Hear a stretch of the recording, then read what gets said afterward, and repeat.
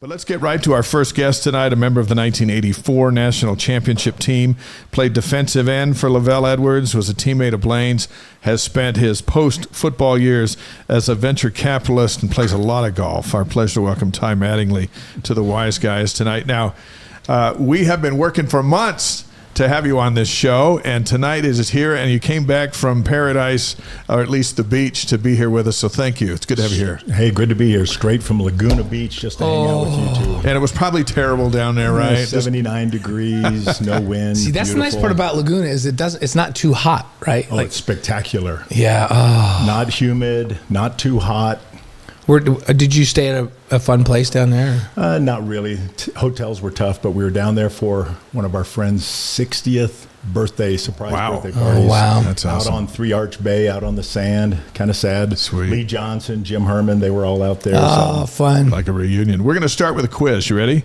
You bet. So you played high school football in Santa Rita in Tucson. Santa Rita Eagles. And we've got some Tucson folks on the live stream tonight. There are at least 3 other Tucson area BYU football players. Can you name them? Eric Drage played at Santa Rita High School. Yes, I knew you'd get Eric. Leading all-time receiver. Yeah. I know Eric well. He played not too long after me. That's all I know. How about Matt Bushman out of Sabrina? Oh, yeah, I do know Matt Bushman. Yeah, you know him, but you probably forgot about that one. And this next one, though, it caught me by surprise. Yeah. So Trace Bourget. Oh, well, yeah. Marana High School. Salt Point Catholic. Yeah, no, he was Marana, wasn't he? Was it South Point? His bio says Salt Point Catholic. Okay, so he's from Where's that? Marana. It's north of Tucson. It's a small farming school. Yeah. So we got some But Tucson Trey blood is in the good. program. I saw Trace in spring, and I thought, who is this guy? You and I were watching a bunch of practices together in spring, and we kept going, how come this guy's not getting more reps? Yeah, he really came on the last week and a half of spring ball. And he's younger, so he's got time. And before it's all said and done, Trayson could be a guy here. Well, his story, he'd be an interesting one to have on here. I mean, how did he start 4 games out at Western Michigan? How did he walk on or come to BYU and get accepted? Yeah. Come as a walk-on and then earn his way up to the 3rd position at the end of spring and then get a scholarship in fall. Keep in mind, and Ty mentions that because if you're walking on at BYU, you have to get into school on your own merits. That is not an easy thing to do. No, not anymore. Yeah. So it's a very difficult thing. So he gets in on his own, and he had a tremendous spring. Let's stick with the Arizona theme for a minute. Now, the Arizona schools are back in the conference. Yeah. So what does that mean? BYU's going to host Arizona this year. They're going to play down at Arizona State. How big of a deal is it for the vast number of church members in Tucson and the Phoenix areas to have a BYU now regularly returning? Oh, it's going to be so big. When you look at the University of Arizona as a kid growing up, when the Cougars came in there and played in the basketball playoffs, I mean, we just packed the stadium. It was magic to go in there and see all these guys out there playing, all these white guys wearing BYU shirts out there playing basketball against the University of Arizona. It was crazy. But you get them coming into the stadium for football. Yeah. I mean, it's probably, 60,000 people? Yeah. It's going to be magic. We used to have a lot of fun at those games. And Dave and I have been talking as we've been leading up to the season. The fact that BYU plays at ASU this year down in Tempe, it's a big stadium. They don't sell it out. Yeah, they will for that game. Well, that's what we were saying. What percentage of that stadium do you think will be BYU fans at that game? Oh, I'll bet 40%. That's Don't you awesome. think? Yeah, I think you're right. Max was thinking if they're not figure out the magic of BYU, they say, "Oh, they travel so well." They don't realize we got 17 million people around the world that just come out of the woodwork, right? And flock Wherever into the you are, and a ton of them in Arizona. Yeah. Max Hall was on with us a couple weeks ago, and if Arizona State's not having a good year, and they haven't had one for a while, that it could be a hostile takeover. Yeah, it will be by that time of the year. Well, we've got all those Cougs down there coaching, so I think we'll have a good showing. It'll be awesome. Love Max Hall. And he's doing great down there. They got a showdown, him against Ty, coming up in a few weeks. Yeah, the two ALAs meet. Yep.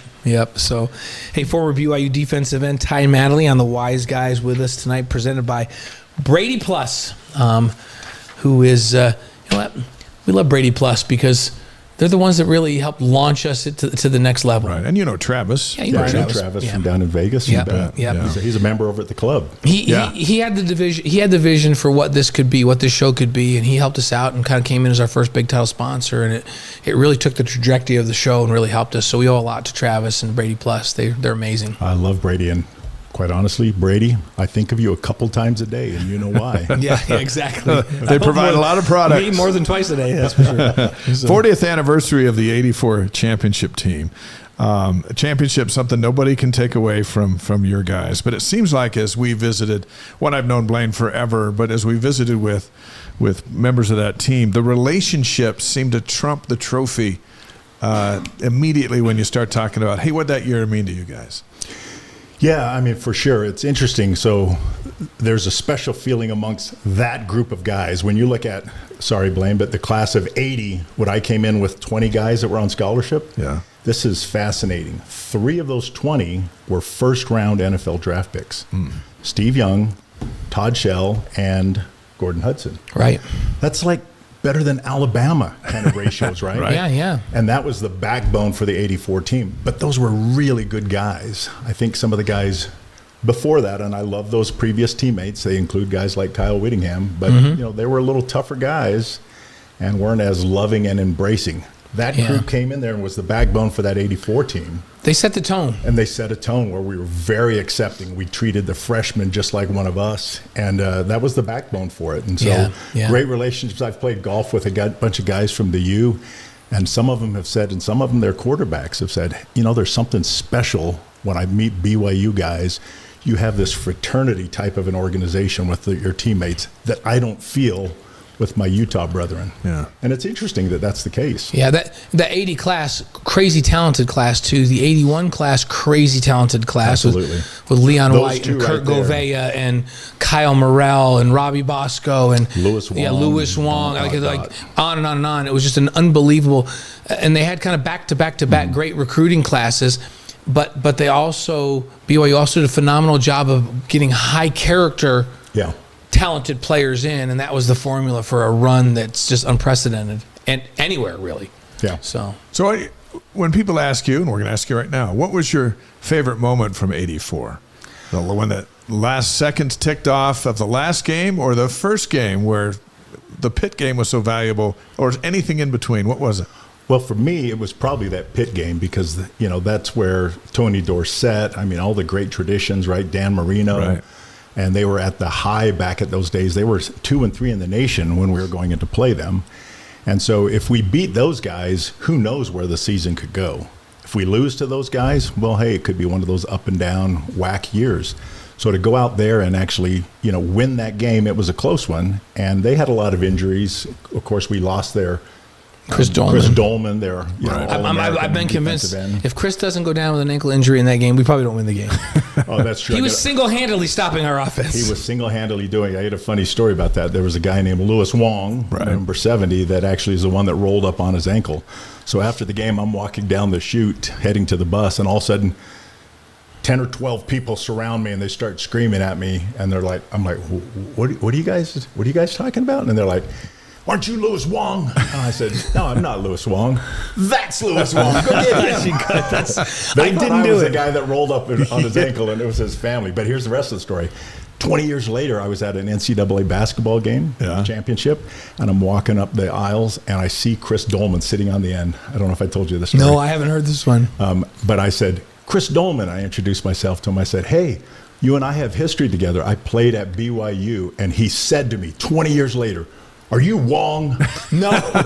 He said that. Are you Wong? And I said, no, I'm not. But he's my friend. And I told him about his parents and how they all attacked me. Took a picture and texted it to Louis. And I just died over that whole experience. It's quite a legacy for Louis. Yeah. Well, before Chris left the game, he hit me on the chin on the first play of the game like I've never been hit before or since.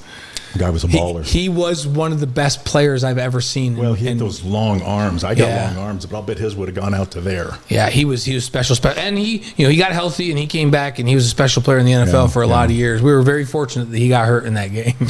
So to answer your question, that game started it all, but every game through that year was a magic. But a lot of it was because of the legacy of those guys before us. The Jim McMahon days. You just knew that you would never lose a game if you were behind. Same with Steve Young.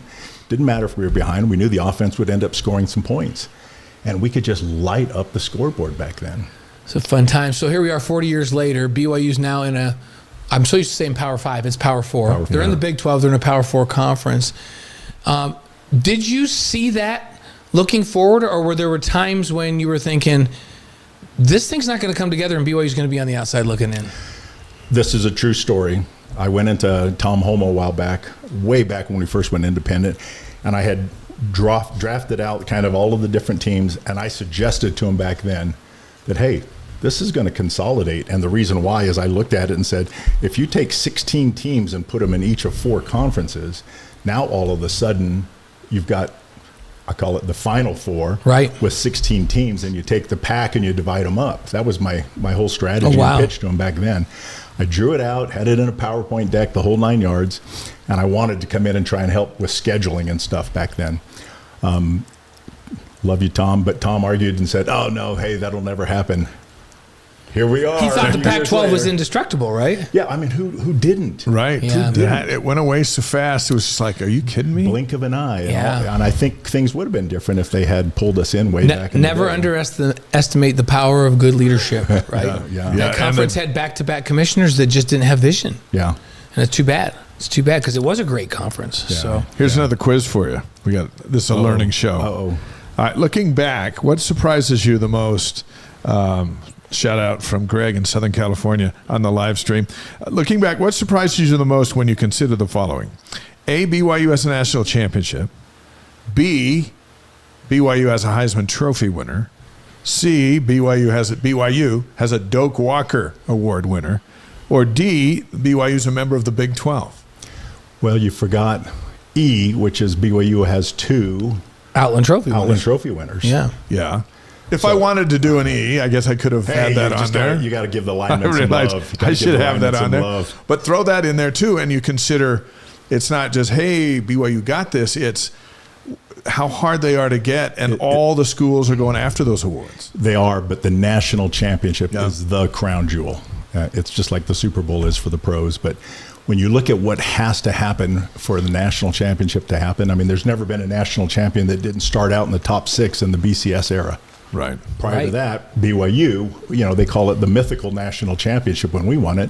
And I get that. I mean, could we have beat anyone in the country?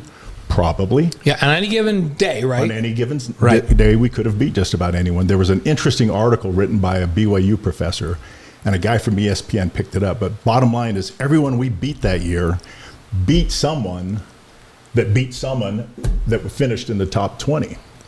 And so the net of it was, bottom line, nobody beat anybody that beat BYU. And it was a really interesting, A plus B, A equals B kind of a thing, A plus B plus C, that whole deal. And so it was a very interesting analysis that this professor had done, and I've tried to find it. You guys probably have the ability. We need to find it. We do need to find the one that the BYU professor wrote versus ESPN took, because he goes into detail on who beat who. Yeah, I remember Grant Taft, Baylor's legendary coach, and after the season was over, they said, what do you think? Does BYU deserve to be national champs? And Grant Taft says, hey, when you're a big-time college football coach, you realize one thing. If you win 13 practices in a row, it's almost impossible. Like, it's to win 13 games in a row, teams just don't do it. Yeah. And he goes, so absolutely they deserve that. So, College Football Report put out a tweet showing how often rivalries are decided by one score. They looked up the most heated matchups of the college football playoff era, so starting in 2014. Here's what they came up. Here are their top 5. Texas, Oklahoma, 81% of the time, that game is decided by one score. Army, Navy, and Iowa, Nebraska, both tied for second at 80%. Down there at number 4 is Florida State, Miami at 70%. And in at number 5, of all the games, BYU and Utah, 66% of the time, decided by one score. That's since 2014. You played against the Utes a little earlier than that. How much fun was that game? Utah was great, but remember, back in our era, Utah wasn't this big rivalry. That's Utah true. State was better. Yeah, it was like, oh, hey, we're going to play that team up north. I mean, not to use that phrase, but and it's funny because with Fred Whittingham, when we went up there my freshman year, somebody pelted him out of these stands with like a piece of fruit. And Fred Whittingham, if you knew him, was tough. Yes. You don't throw fruit at him. You don't throw. He's trying to go up in the stands after these kids and probably would have killed them, and they pulled him down, etc. But from then on, when we played the U, they made these T-shirts up called the Banana Bowl. The Banana Bowl. Because that was as close as Utah was going to get to a bowl game. And so we called it the Banana Bowl. And that was in honor of Fred Whittingham, who got pelted with some fruit. That's awesome. So now you've got Kyle up there. So it's pretty funny. I just reviewed that story with him a couple of weeks ago, and it was fun to review it with him. Hey, the 100 Years of Football thing, I didn't get to go because I was out of the country, but my boys went. You went to that, right? Yeah. And Freddie was there, Kyle's younger brother that played fullback here, and Freddie told Gavin, he's like, I tried to convince Kyle to come to this, but as long as he's up there coaching, he says maybe we can get him down to something when he's done. When he's done, which would be really cool. It would be fun. I mean, he came to some of LaVell's things. Yeah. Oh yeah, he did. He honored LaVell. So we are thrilled to have BYU national champion Ty Mattingly on the Wise Guys. We're live on YouTube, Facebook, Twitch, and wiseguys.com. So you served a mission for the church to West Virginia. Yes. Now BYU's going to West Virginia all the time. Yep. When they never went ever. Yeah. What does that do for the folks in that area? What does it do for the church and visibility in that part of the country where BYU's never played? You know, it's going to be magic. They've got Southern Virginia University over there that's not too far away from that. I've always thought it's too bad they can't have BYU East Coast or something there for all of those people there. But to have the Cougs going into Morgantown this coming year, is it this year? Well, we were there this last year, and we were there for baseball. But now our sports teams are there now all the time. Through all the time. Yeah, it means so much out there because those people don't have a lot. And when I was in West Virginia, I was in literally hillbilly country. And 34% unemployment in the county that I served in. It was all coal miners. We had the Hatfields and McCoys. Yeah. I had a McCoy in my branch. As part of that feud. No kidding. Family. Yeah. So, you know, it's a little bit slower pace out there, but those people live for anything that's a connection to the Cougars, to BYU, or to the church. And so to have them coming in and playing the Mountaineers, it's going to be pretty big for them. Now, you were a big guy, so when you would tell folks in that area that you played college football at BYU, did they know where BYU was? Had McMahon done enough, and Wilson and Nielsen for the football fan to go, oh, you play for them? Yes, because of that Miracle Bowl year, that actually started a lot of it. Mm-hmm. And the Miracle Bowl year was magic as well. That was my freshman year. Yeah. And so when we're out there knocking doors, people knew who BYU was because of McMahon. And he had actually, because I went on my mission in 82 and 83. Right. I was a freshman in 80, but I didn't turn 19 till after my sophomore year. So I played, redshirted, and finally went on my mission. Okay. But by then, McMahon was already in the league and stuff, and I had his second year. So, you know, things were looking up for BYU in terms of their awareness out there, even in hillbilly country. Somebody put a tweet out over the weekend. I saw it was Jim McMahon's first play.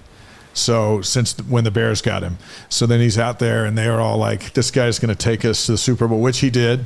And he comes in the first play, drops back, and throws like a 12-yard pass, just one of those quick outs that he was famous for. And that's how the McMahon era started in Chicago, which is so different from Provo, but they just loved him. Oh, McMahon just loved him. He's magic. I mean, again, you look at that class of 80, and you look at that Miracle Bowl year when McMahon came to the sideline because LaVell had sent the punting team. Right. In. You guys have heard the story, right?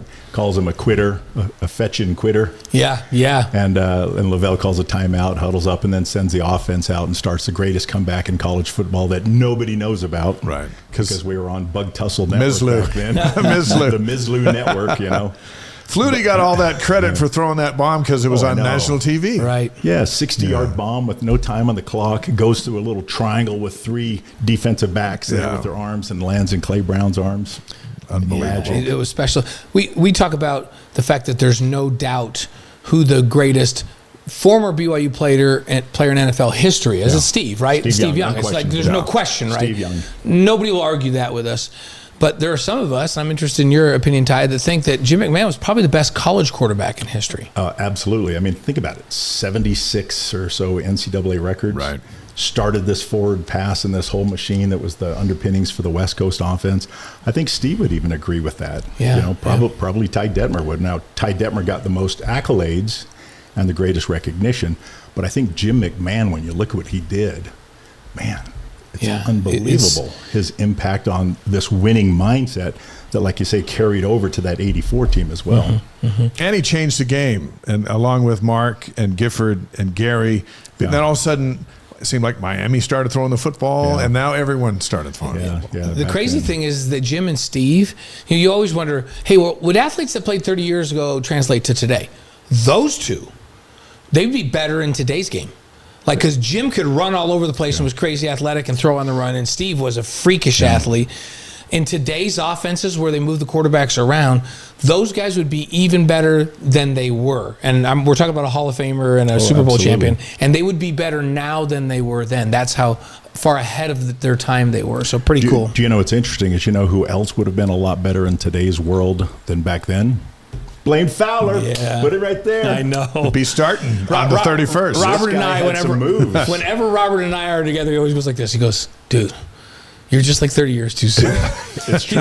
He always says if it was today's game and we were evaluating whether to play you or Robbie, it wouldn't be close. Right. Because your skill set is the skill set we look for now, to run around, throw the ball on the run, be able to run the RPO, all that kind of stuff. He goes, you'd be like, you're exactly who we're looking for now. You're just too old. You know who? You're a Renaissance man, Blaine. Yeah, I was way ahead of my time. You know who else was way ahead of his time? Jerry Tarkanian, because everything he got in trouble for is now it's above all legal. board. It's all legal. Some guys just come a little before their time. By the way, John from Allen, Texas is on the live stream. He's voting for Gary Bohannon to start at quarterback. What do you expect to see on the 31st when the Cougs come out? You know what? Based on, I've probably been to 4 or 5 practices, and I have a good eye, but at one of these last practices, I grabbed Blaine and said, Blaine, come over here. You got to come to walk with me. I said, I want you to talk out loud as we watch these quarterbacks, and I want to hear everything in your head. I want you to verbalize it. Yeah. But the reason why is I wanted him to kind of confirm what I think I was seeing, and that is that Gary was looking really good. Yeah, he was. He looks comfortable. He looks smooth. He doesn't look hurried when he's back there. Makes good throws. I think he managed the ball well.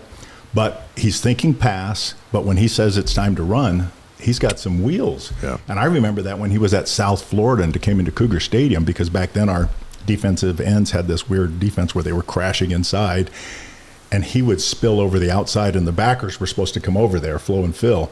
But they never did. They're always in coverage. And Bohannon would take off, and he was such an athlete. I remember, who is this guy? And now he's playing for us. Yeah. And his arm looked really good the other day, didn't it? Looked good. It was questionable in spring. I saw some of that. We talk about young quarterbacks when they're in a quarterback competition, sometimes think they have to go out and that every play has to be a big play. Yeah. So they're out there trying to make a big play. And veteran quarterbacks, their mindset is different. Their mindset is, I have to make the right play.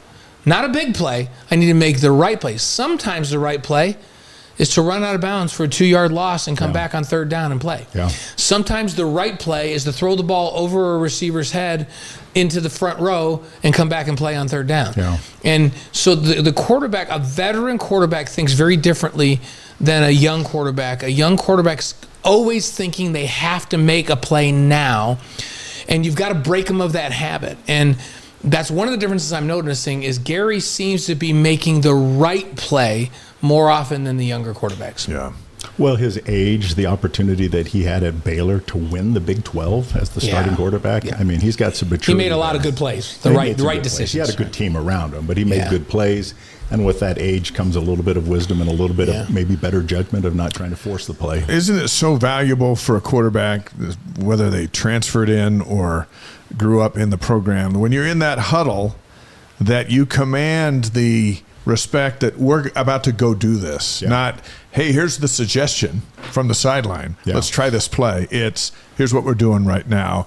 And Hinkley Rapati, I thought, was waxed eloquently on that, on the impact of a kid that's won the Big 12 and the Sugar Bowl, and just what's in his voice in leading the commands. Yeah, well, he's like the E.F. Hutton of the BYU offense right now, right? When he speaks, people listen. They know he's been there, know he's done that. Because they want to get there. Well, and he does have a command of the language. His presence is really good. His ability to actually lead the team and fake it till you make it. Right. I think he's got everybody believing in him. And that now all he has to do is go out and in games and play. Either of these guys. And you're going to need both of them, so it's good that Jake's playing well, too, because you have to have both of them. But, you know, how many times, Ty, where we were on the sideline and we're in a game, especially when Jim was playing, or even Steve when he was a senior, and a team would score to go ahead, and we'd look up at the scoreboard and go, what are these people, idiots? Yeah. Like, they just scored with 2:30 left. Like, there's 100% chance we're going to win now. Like you can't give Steve Young or Jim McMahon the ball back with 2:30 because they will score. Yeah, that's right. Even in the Robbie Bosco era and the Ty Detmer era. So. Give us the ball back with more than 2 minutes on the clock. It will happen. Yeah. We'll win the game. I do have to say, I love Jake Retzlaff as a person as well. Yeah. And I think I've seen some improvements, and he's actually made a commitment that he's going to try and be more disciplined and game manage a lot better than what he did last year as well. So either way, one of those two guys is going to have to step up, because in today's modern offense, collegiate offense, you got to have that guy that can run and pass.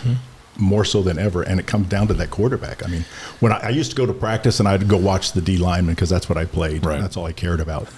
In the past 6 practices I've gone to, all I've watched is the quarterbacks because there's one key to success this year. Yeah. How are those quarterbacks? I go watch the do? DBs sometimes too, though. Yeah. It's the same thing in the NFL. It's a quarterback-driven game. Yeah, our quarterbacks look pretty good this weekend. The other thing that you learn is that in the college game these days, if you don't have a good backup, you're going to have problems. Yeah, because you're not going to make it. No, because even if it's just for a half a game or for a game or two, your backup's going to have to go win a game for you. Yeah. And so they need to have both of those guys ready to go, and they need to bring the young guys along because you just have to.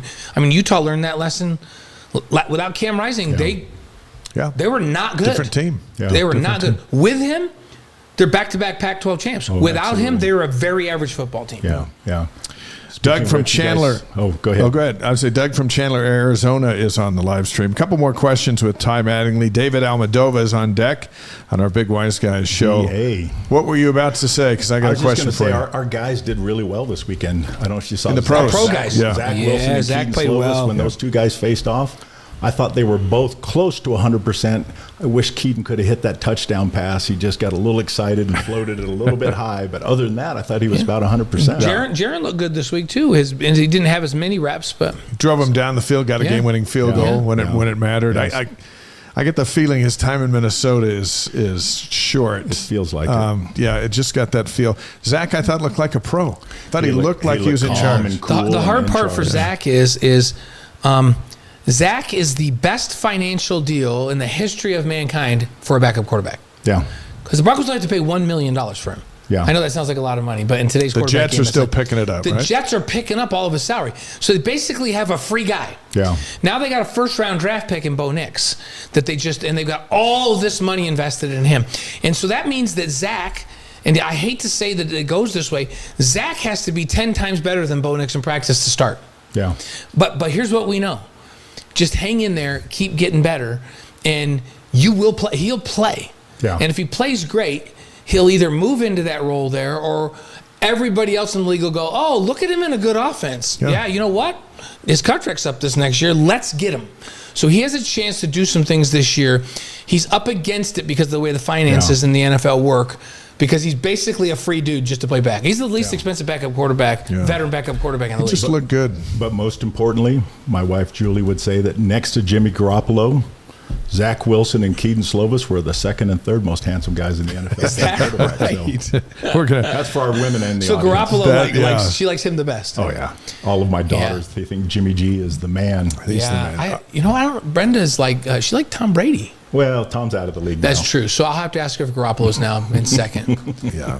My wife's just got Keith Urban. She doesn't even mess with quarterbacks. Keith Urban is her guy? She'll trade me in a second. Brenda's actual guy is Chris Hemsworth.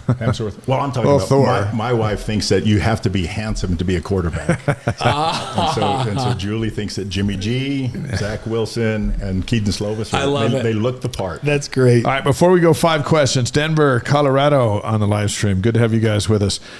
Before Blaine hits you with 5 questions, what is your upset special for this season? As you look at the 12 games, what one is the upset for BYU that you've got circled? That we're going to win? Yeah. Well, this sounds terrible. I'm just hoping, based on what I was reading about SMU, I want our first upset to be SMU. Because they're favored, right? Yeah. And then I want our next upset to be Wyoming, because I think we're still favored against Wyoming. But you're right. I think we're an underdog with SMU. But it's a tough schedule. Yeah. Even this non-conference schedule is going to be tough. So I look at all of them. It's going to be tough. I wish we still had Oklahoma and Texas on our schedule. I'd love a shot back at those guys. But, Kansas State, that could be one. At Provo early. Yeah. So health the should good be an news issue. is BYU plays 5 teams ranked in the preseason top 25. Yeah. 4 of those at home. Yeah. Well, Which we're gonna even need though it. it's the toughest, one of the toughest schedules in the league, if you're going to play the tough schedule, play the tough teams at home. Cougar Stadium is a fantastic place. Your next guest, David Almodovar, has done a bang-up job. Yeah. We went to Texas last year. They have got nothing on BYU in terms of the in-game experience, the in-stadium experience. We hit it out of the park thanks to David Almodovar. The fire dancers were a nice touch in the last couple of years. Everything. Like he I see does is teams there on the magic. side, and they're looking out there like, what? Yeah, they're all What is- watching. They're all staring You out see there them, they're watching. like, the coach is talking, nobody's watching the coach. They're all sitting there going, what is happening right now? What is going on? 5 questions is Okay. presented by Strategy Square, delivering connection, clarity, and confidence in business and marketing strategies. You ready? Yes, I'm ready. Here we go. And we had them on last week, by the way, this other sponsor. Oh, did we? Yeah, and they sponsor this part. This is easy. Okay. We made it a big deal, but it's easy. Your favorite sports movie? Well, how do you not love Remember the Titans? Look what I already wrote down for you. What? Remember the Titans? Remember the Titans. That's a popular one. I knew that was Ty's. It's that, and then the other one was a surprise. The Sandlot. Sandlot's You know classic. what? A couple of people have said the Sandlot. I'm surprised that more don't say the Sandlot. Yeah. Filmed here in Utah, right? Yeah.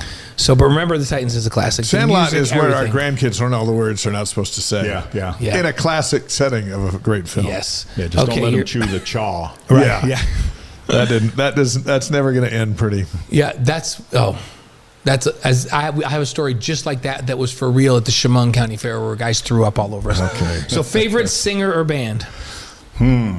Favorite singer or band? Well, I'm a little bit country these days. Oh. So I would probably have to say, this sounds crazy, Josh Turner. Josh Turner. Josh Turner. That's okay. Nothing crazy about that.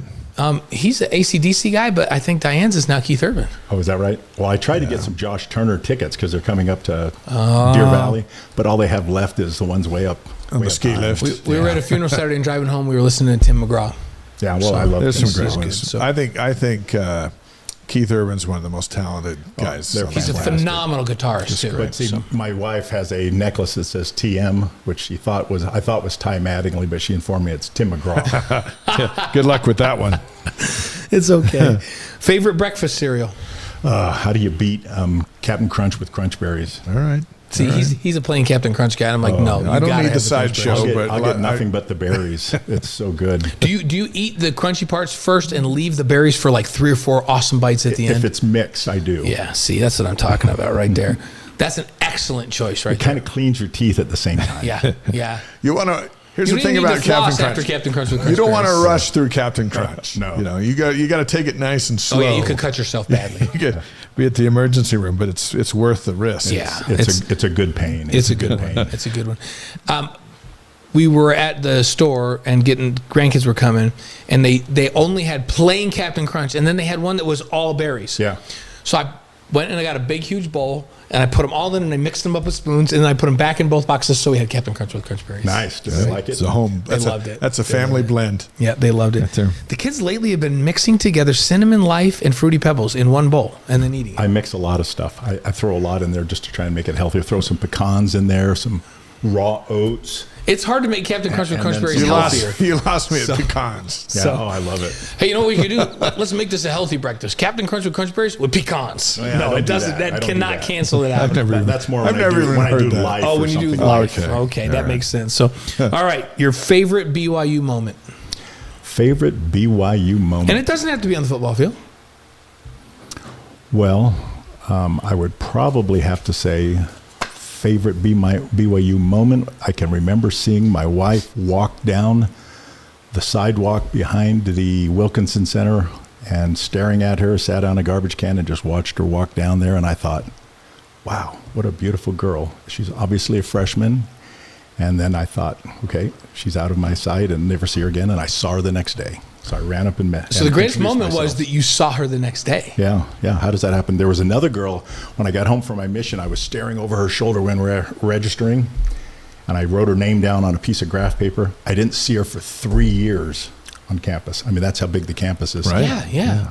But here with Julie, I saw her the next day, ran up and introduced myself. And did you start dating right then?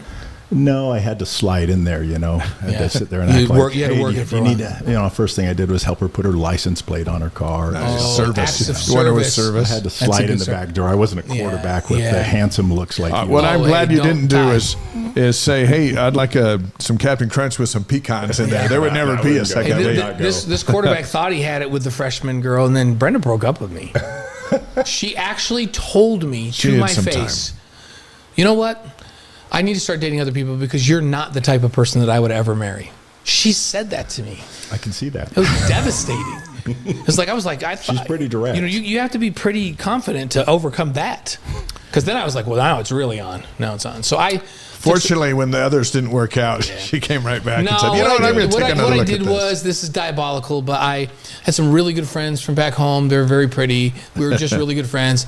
I asked them if I went to the academic coordinator. Like me, and I went to the academic coordinator. I'm not going to say what his name was. He got me Brenda's schedule up on campus. And I took my friends that were girls, and I would walk by holding hands all of her classes with different girls.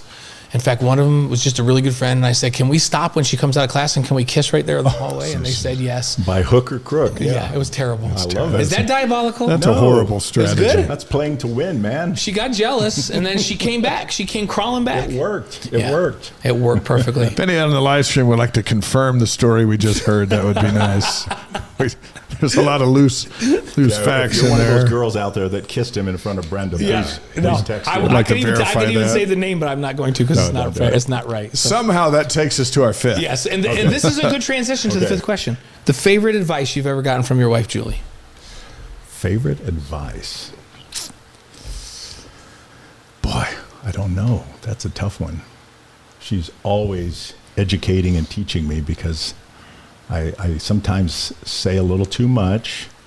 I would probably say the best advice she's given me is you don't have to say everything that you think.